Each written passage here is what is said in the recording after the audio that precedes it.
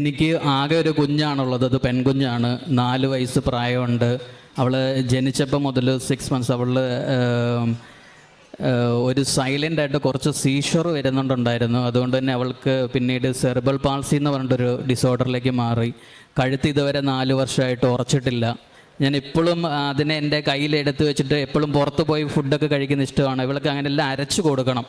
അരച്ചു കൊടുത്താലേ കഴിക്കുകയുള്ളൂ. ഇഷ്ടമുള്ള സാധനങ്ങളാണെങ്കിൽ നമ്മൾ കൊടുത്തു കഴിയുമ്പം ഒരു ചിരിയുണ്ട്. ആ ചിരി കാണുമ്പോൾ നമുക്ക് ഭയങ്കര സന്തോഷമാണ്. അന്നത്തെ ദിവസം തന്നെ നമുക്ക് അതുമാത്രം മതി എന്നുള്ള ഭയങ്കര പ്രഷ്യസായിട്ട് കാണുന്ന ഒരു കുഞ്ഞാണ്.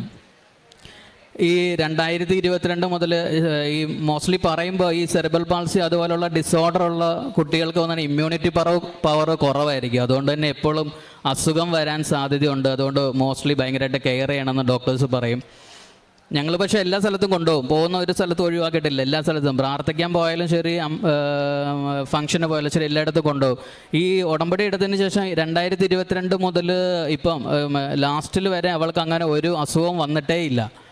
ഒരു ഫീവർ എന്തെങ്കിലും വന്നു കഴിഞ്ഞിട്ടുണ്ടെങ്കിൽ നമ്മൾ പാരസെറ്റമോൾ എന്തെങ്കിലും കൊടുത്തു കഴിഞ്ഞാൽ അപ്പം സപ്രസ് ചെയ്ത് അത് മാറുന്നല്ലാതെ അങ്ങനെ ഒരു ഭയങ്കരമായിട്ട് വന്നില്ല. പക്ഷേ ഈ പറയാൻ പോകുന്നത് ഇനിയുള്ളൊരു കാര്യമാണ് ശരിക്കും സാക്ഷ്യത്തിൽ വരുന്നത്.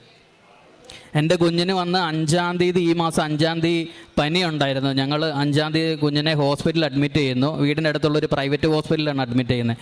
5-ാം തീയതി 6-ാം തീയതി വന്നിട്ട് 6-ാം തീയതി വൈകിട്ട് വരെ അവർ ആൻറ്റിബയോട്ടിക് സ്റ്റാർട്ട് ചെയ്തു. എക്സ്റേ എടുത്ത് നോക്കി ചെറിയ ന്യൂമോണിയ ഉണ്ടെന്ന് പറഞ്ഞു. പക്ഷേ 6-ാം തീയതി 7-ാം തീയതി ആയപ്പോൾ വൈകുന്നേരം വന്ന് ഡോക്ടർ പറയുന്നു കുഞ്ഞിൻ്റെ കൗണ്ട് ഭയങ്കരമായിട്ട് കുറഞ്ഞു. WBC കൗണ്ടൊക്കെ ഭയങ്കര കുറവാണ്. 1900 ഉള്ളൂ. ഭയങ്കര ക്രിട്ടിക്കൽ സ്റ്റേജാണ്. നിങ്ങൾക്ക് ഇവിടെ വെച്ചാൽ അതിന് ശരിയാകത്തില്ല. നിങ്ങൾ കുട്ടികളുടെ ആശുപത്രിയിലേക്ക് കൊണ്ടുപോ. കോട്ടയത്താണ് ഞാൻ ഉള്ളത്. കോട്ടയത്തെ കുട്ടികളുടെ ആശുപത്രിയിലേക്ക് കൊണ്ടുപോകാൻ പറയുന്നു. ഞാൻ ആകെപ്പാടെ മാനസികമായി ഭയങ്കര വിഷമത്തിലായി. എന്ത് ചെയ്യുമെന്നറിയില്ല. ഉടനെ ആംബുലൻസിൽ വിളിച്ചു വരുത്തി കുഞ്ഞിനെ കുട്ടികളുടെ ആശുപത്രിയിലേക്ക് കൊണ്ടുവരുന്നു. അപ്പോൾ തന്നെ കുഞ്ഞിൻ്റെ കൈയും കാലും ഒക്കെ കുഴഞ്ഞ് കണ്ണ് രണ്ടും ഭയങ്കരമായിട്ട് നീര് വെച്ച് നമ്മുടെ അടുത്ത് ഒരു 3 ദിവസം മുമ്പ് ചിരിച്ചുകൊണ്ടിരുന്ന കുഞ്ഞ്, എൻ്റെ കുഞ്ഞ് സംസാരിച്ചില്ലെങ്കിലും ചിരിക്കുന്ന കാണുമ്പോൾ എനിക്ക് ഭയങ്കര സന്തോഷം. അപ്പോൾ ചിരിച്ചുകൊണ്ടിരുന്ന കുഞ്ഞ് ഇങ്ങനെ കിടക്കുന്ന കാണുമ്പോൾ എനിക്ക് ഭയങ്കര സങ്കടമായി.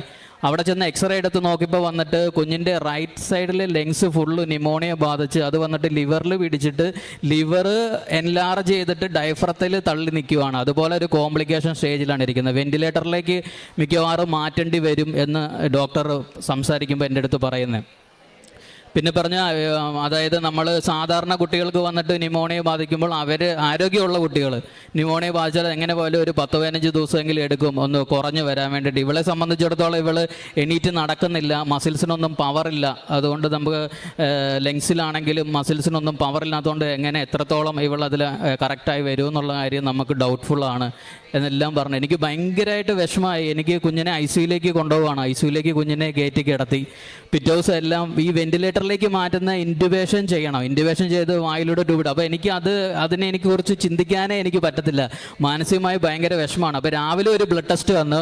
അതായത് ബ്ലഡിൽ വന്നിട്ട് കാർബൺ ഡയോക്സൈഡിൻ്റെ അളവ് കൂടുതലാണ്. അപ്പോൾ അത് അങ്ങനെ കൂടുതലായി കുറേ നേരം നിന്ന് കഴിഞ്ഞാൽ ലെങ്സ് കൊളാപ്സ് ആയി പോകും. അതുപോലെ ഒരു കണ്ടീഷനിലേക്ക് പോകും. അപ്പോൾ ഉച്ചയ്ക്കും വന്നിട്ട് നോക്കിയപ്പോൾ കാർബൺ ഡയോക്സൈഡിൻ്റെ അളവ് കൂടുതലാണ്. അപ്പോൾ വൈകുന്നേരം ആ ബ്ലഡ് ടെസ്റ്റ് എടുക്കുന്നതിന് മുമ്പ് തന്നെ ഡോക്ടർ എൻ്റെ അടുത്ത് പറഞ്ഞു ഇതും കൂടെ നോക്കിയിട്ട് നമുക്ക് കൂടുതലായിട്ട് തന്നെയാണ് നിൽക്കുന്നതെന്നുണ്ടെങ്കിൽ നമുക്ക് വെന്റിലേറ്ററിലേക്ക് മാറ്റേണ്ട ഒരു അവസ്ഥയിലേക്ക് വരുമെന്ന് പറയുകയാണ്. അപ്പോൾ എനിക്ക് ആ ബ്ലഡ് ടെസ്റ്റ് എൻ്റെ കയ്യിൽ തന്നപ്പോൾ ഞാൻ ഭയങ്കരമായിട്ട് കൈ വിറച്ചുകൊണ്ടാണ് ഞാൻ ആ ബ്ലഡ് ടെസ്റ്റ് മേടിച്ചിട്ട് ലാബിൽ കൊണ്ട് കൊടുക്കുന്നത്. ലാബിൽ കൊടുത്തു കഴിഞ്ഞാൽ അവർ 5 മിനിറ്റ് കൊണ്ട് നോക്കിയിട്ട് തരും.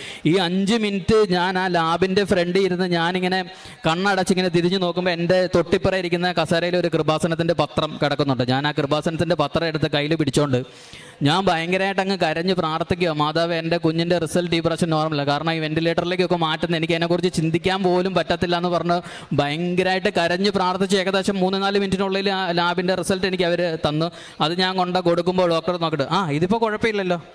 അപ്പം കിട്ടുന്ന ഒരു സന്തോഷം എന്ന് പറഞ്ഞാൽ നമുക്ക് 100 കോടി രൂപ കൊണ്ട് തന്നാലും കിട്ടാത്തത്ര സന്തോഷമാണ് ആ ഡോക്ടർ പറയുന്നത്. ഇതിപ്പോൾ കുഴപ്പമില്ല കേട്ടോ, ഇനി നമുക്ക് കുഴപ്പമില്ല, നമുക്ക് നോക്കാം എന്ന് പറയുന്നത്. അങ്ങനെ ഇതിരുന്നിങ്ങനെ കുറഞ്ഞ് അപ്പോൾ ഇങ്ങനെ വന്നിരിക്കുവാണ്. അപ്പോൾ വന്നിട്ട് വെന്റിലേറ്ററിലേക്ക് മാറ്റുന്നതിന് പകരം NIV എന്ന് പറയുന്ന ഒരു മാസ്ക് ഉണ്ട്.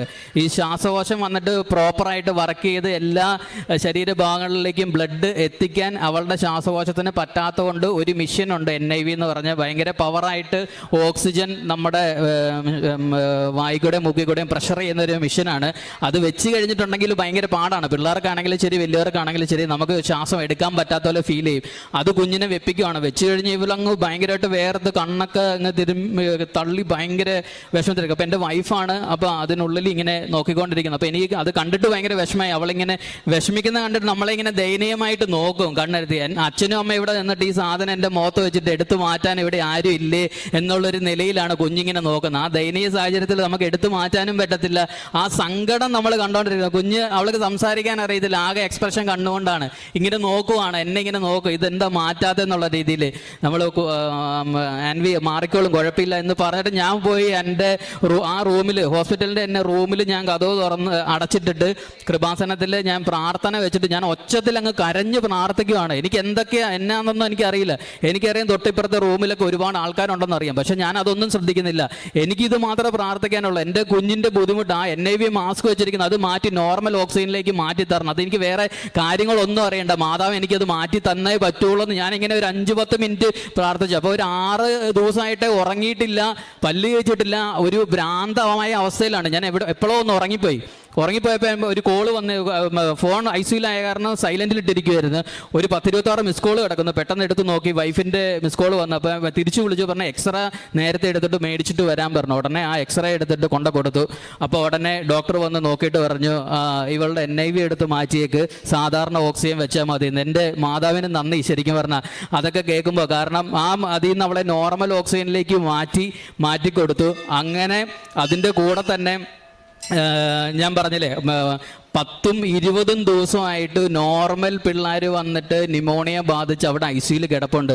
പക്ഷെ മാതാവ് വന്നിട്ട് 4ാമത്തെ ദിവസം തൊട്ട് എൻ്റെ കുഞ്ഞിൻ്റെ എല്ലാ ബ്ലഡ് ടെസ്റ്റും നോർമലാക്കി തന്നു.